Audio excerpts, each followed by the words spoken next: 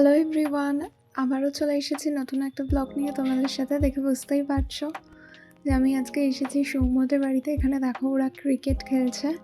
আজকে আন্টি আমায় ইনভাইট করেছিল। তো এখানে দেখতেই পাচ্ছ আমার সমস্তই পছন্দের খাবার, স্পেশালি চিংড়ি মাছ আমি অনেক দিন পর খাচ্ছি। আর প্রত্যেকটা ডিশই খেতে খুবই ভালো হয়েছিল, খুবই টেস্টি হয়েছিল। খাওয়া দাওয়ার পর এখানে এলাম, দিব্য এখানে আমাকে বোঝাচ্ছে, পুরো গার্ডেনিং ট্যুরটা দিচ্ছে। প্রত্যেকটা জিনিসই ওর নিজে হাতে খুব যত্ন করে করা। আর তোমরা যদি খুব ডিটেলসে দেখো তো দেখতে পাবে অনেক ফিশ ছিল। অনেক দিন পর এতটা খোলামেলা জায়গায় এত কাছ থেকে সত্যি খুবই ভালো লাগছে।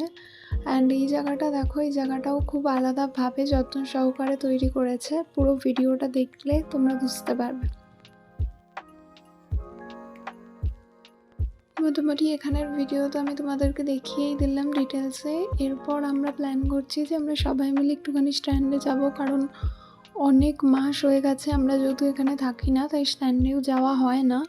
তো চলো একটুখানি আমার সাথে তোমরাও স্ট্যান্ডে ঘুরে আসবে আর হাওয়া খেয়ে আসবে। আমরা তিনজনে বেরিয়ে গেছি, দেখতেই পাচ্ছ।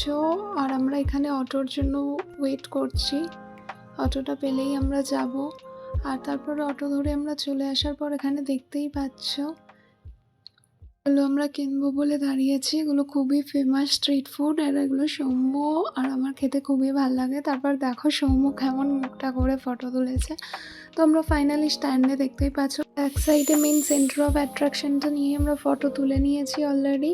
সৌম্য সবসময় এরকমই মুভ করছিল যাতে আমি আরও বেশি করে রেগে যাই। যাই হোক, আমরা সেখানে ফটো তোলার পর একটুখানি বসলাম একটা ফাঁকা জায়গা দেখে। সেখানে গঙ্গার হাওয়া আমরা অনুভব করছিলাম। আর অনেক দিন পর যেহেতু এসেছি আমরা সবাই কিছু ফটোও তুলে নিলাম। তোমরা যারা জানো না এই স্ট্যান্ডটা কোথায়, এটা হচ্ছে চন্দননগরের খুবই ফেমাস একটা প্লেস। আর এরপর আমরা কবে আসবো সেটা ঠিক জানি না, তবে এখানের কিন্তু একটা বিখ্যাত পুজো হচ্ছে জগদ্ধাত্রী পুজো। এবছরে আমি জগদ্ধাত্রী পুজোর প্রত্যেকটা ক্লিপসই তোমাদের সাথে শেয়ার করব। তার জন্য তোমাদেরকে আমার চ্যানেলটাকে ফলো করে রাখতে হবে আর সাবস্ক্রাইব করে রাখতে হবে, তাহলেই তোমরা সমস্ত আপডেট ভিডিওগুলো দেখতে পাবে। দেখতেই পাচ্ছ এখানে অনেক স্ট্রিট ফুড বসে স্ট্যান্ডের সামনে। আমরা নিয়ে নিয়েছি পাপড়ি চাট আর আলু কাপলিং, আমরা সবাই মিলে সেটাই খাবো। তো এই স্ট্রিট ফুডগুলো তো এখানে এসে মিস করাই যায় না। দিনটা এভাবেই এন্ড করলাম। ভালো থেকো, দেখা হবে নেক্সট ভিডিওতে।